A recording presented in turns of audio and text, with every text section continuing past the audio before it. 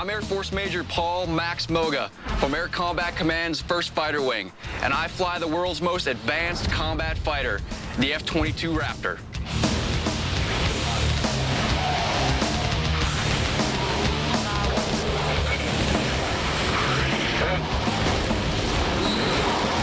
As the host of Showdown Air Combat, I'm going to take you to a place few people have ever been before.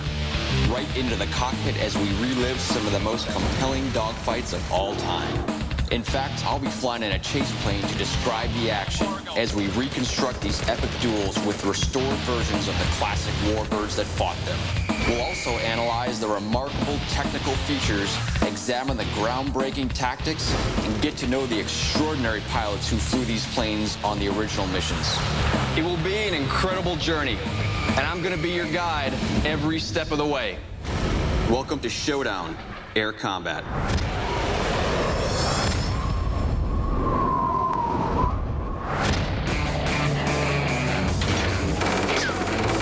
U.S. aircraft fall like rocks around the Japanese fleet at Midway. So far, not one of the attacking planes has made it past the swarm of defending Zeros. But despite the carnage, a U.S. Navy pilot named Jimmy Thatch leads a group of F4F Wildcats into the meat grinder. They employ a new tactic, one that Thatch himself invents to even the odds with the deadly Japanese fighters. Will the Thatch weave work in battle, or will Thatch and his Wildcats get smoked by the Zeros?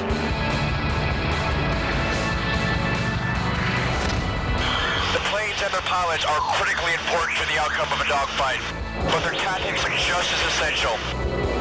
The F-22 Raptor I fly is literally rewriting the book on aerial tactics. That's because its capabilities are so revolutionary that it's made most of the tactics that have been tried and tested since the birth of air combat in World War I basically obsolete. But keep in mind that sound tactics can also allow a less capable aircraft to fight on the same level as a superior plane. That was the situation in the opening months of World War II. The Japanese Zero was clearly superior in most respects to the U.S. Navy's F4F Wildcat.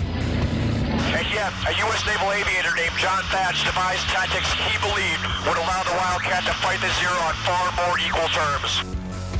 They were nicknamed the Thatch Weave, and Thatch himself would be the first to test them in a real dogfight during one of the most crucial battles in American history. In late May of 1942, the strategic picture for the U.S. in the Pacific theater is grim. Since the Japanese surprise attack on Pearl Harbor over 5 months before, they have made tremendous gains and appear to be invincible.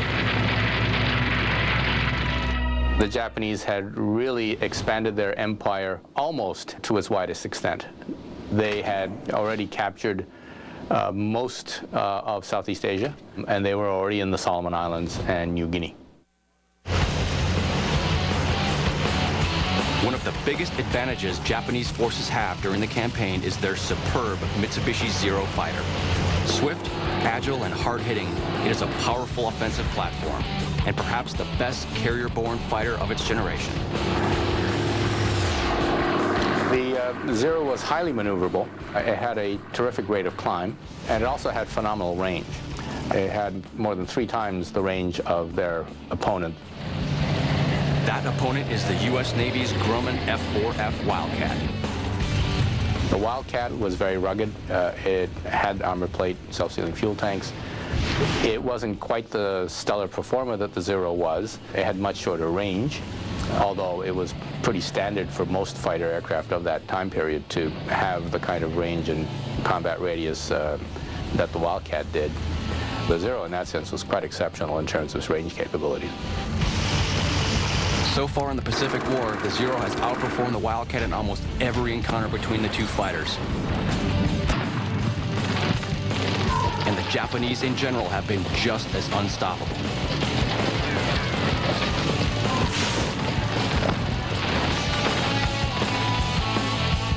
But Admiral Chester Nimitz and the U.S. Navy top brass have a plan to stop the Japanese steamroller. It centers on a tiny atoll about 1,500 miles from Hawaii called Midway.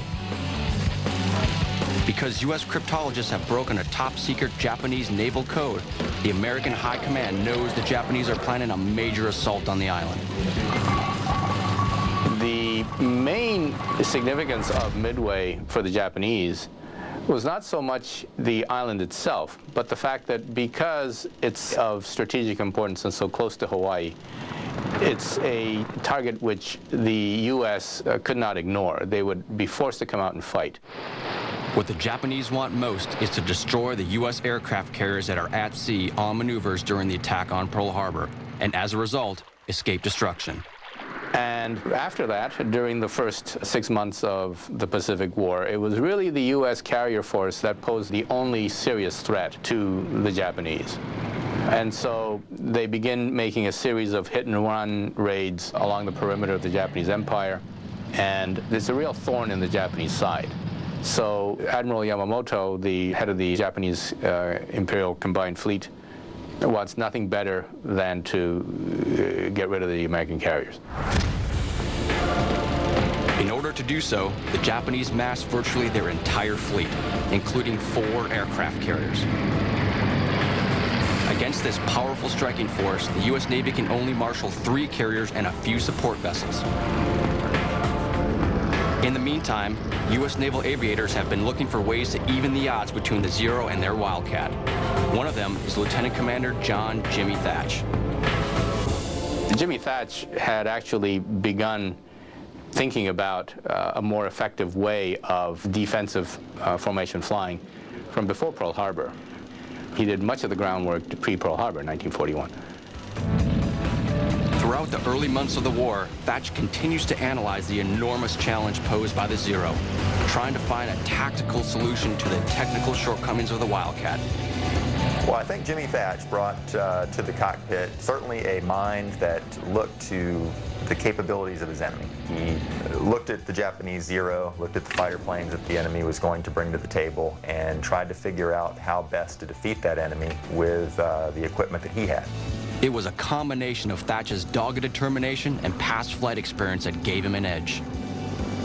He received his wings in the late 1920s and really served in all different sorts of aircraft. He flew patrol planes, he had flown fighters, he had flown float planes, he'd been a test pilot, and that combined with the confidence he had and the aggressive spirit he had, that really was a good combination when he entered combat in World War II. Thatch brings all these qualities with him into the cockpit, and every one of them helps make him a better fighter pilot. But in a dogfight, the pilot's skill and tactics are only half the battle. The other half is the technical abilities of the airplanes. Now let's take a quick look at the plane that Jimmy Thatch had to work with. The Grumman F4F-4 Wildcat has a wingspan of 38 feet and is 28 feet 9 inches long. Its Pratt & Whitney twin Wasp engine generates 1,200 horsepower, giving it a top speed of 320 miles per hour and a service ceiling of 34,000 feet. Now let's see what Thatch and his Wildcats are up against. The Mitsubishi Zero is 29 feet 9 inches long and has a span of a little over 39 feet. Its 14-cylinder radial engine develops about 1,000 horsepower, giving it a top speed of 331 miles per hour and a service ceiling of 33,000 feet. One factor that's both a strength and a weakness for the Zero is its weight, under 4,000 pounds empty. The Wildcat is over a ton heavier. The Zero's slight build helps make it extremely maneuverable, but this less robust structure also makes it more vulnerable to enemy fire. To get a better idea of what these planes are really like, let's take a closer look. So, here we are again, with the Grumman F4F Wildcat and the Japanese Zero. But this time, the focus will be a little different. The specific technical features are still important, but even more so is how the pilots use those features to gain the advantage in combat. Among the main factors that give the Zero drivers an edge over the Wildcat is the rate of climb, rate of turn, and overall gun power.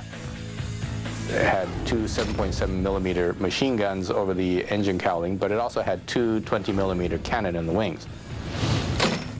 Qualities like these make the Zero extremely dangerous offensively, something that's easy to see when you actually sit in the plane's cockpit. So, you know, as much as I hate to admit it, because the Japanese were our enemies in the Pacific during World War II, I can really now understand why we faced such a challenge with this aircraft, because it is such a well-designed and built offensive weapon. So if I were a Zero pilot in World War II, I can tell you that knowing that I had a superior airframe performance-wise and weapon-wise, I would be supremely confident in the outcome of any engagement. But that doesn't mean the situation for Thatch is hopeless. His warbird, the Wildcat, had some advantages too. So this little tank, the Wildcat, is an easy plane to get into. It's got a great cockpit. It's got excellent defensive features out the front and out the back with the extra thick glass and the plate behind you. And it's got pretty good offensive features too with the machine guns. Looking at the limited advantages of the Wildcat, I know what I would have done if I were the pilot of this historic warplane. I can tell you that I would want to keep him right here so I could be shooting him, or right there so I would have this armor plate behind me that's protecting me from absorbing bullets from his plane. And I can tell you, I mean, if you know that you're slightly less maneuverable and probably not as fast, so you can't get away, and if you can't shoot him, you might as well keep him right there and jink for all you're worth to try and either run him out of bullets or run him out of gas.